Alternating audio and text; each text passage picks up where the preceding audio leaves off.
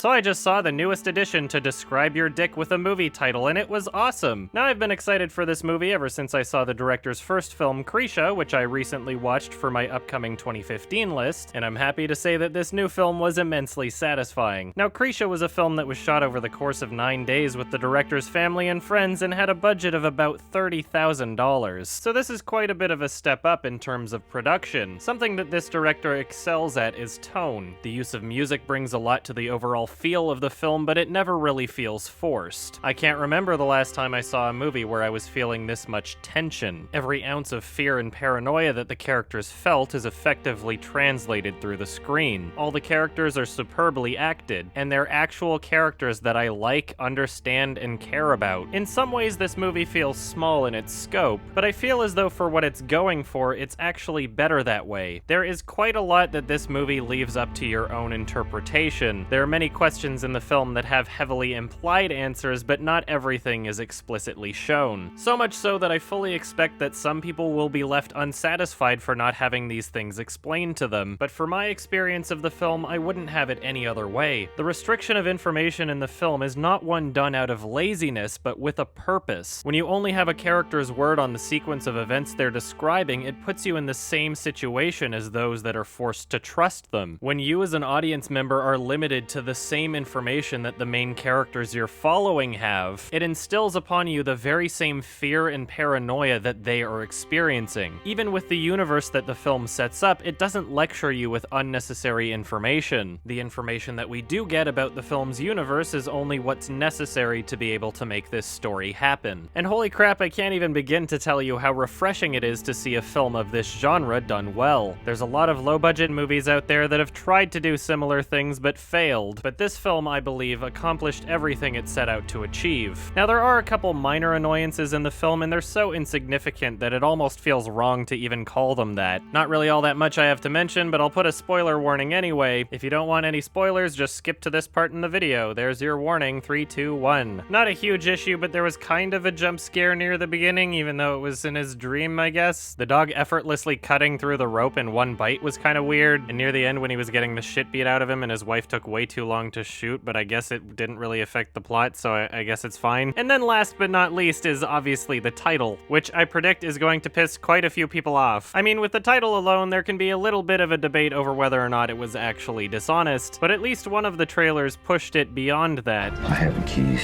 It's the only set. Most important thing. What's he see? It's okay. Just go inside. We never go out at night. Pretty sure in the film he never said that the most important thing is that they don't go out at night, but this trailer places a lot of emphasis on that. Now, for those of you who haven't seen it and are watching spoiler talk anyway, there isn't really a monster in this movie, if that's what you were thinking. As far as we know, the only real conflict is between humans and a deadly virus. Now, the trailer editing is a bit much, but as for the title, it doesn't really bother me. As far as I'm concerned, it actually added to the paranoia I was experiencing during the film. And everything was so well done that I wasn't really fixated on my own expectations. There's so many beautiful shots with interesting movement in the camera. There's so many great scenes between characters in the film that even though I wouldn't consider this film perfect, its benefits far outweigh its flaws. So yeah, don't go into this film with the expectation of a certain sequence of events that you have in your mind. Instead, try to go in with as much of a blank slate as you possibly can, and most of you will probably enjoy it. I definitely don't expect everyone to get the same experience that I got out of it, but I loved it and I can't wait to see it again. And I'm giving this one an 8 out of 10. Hey guys, just letting you know, Synecdoche, New York, Part 5 should be out in the next week. Thank you, bye.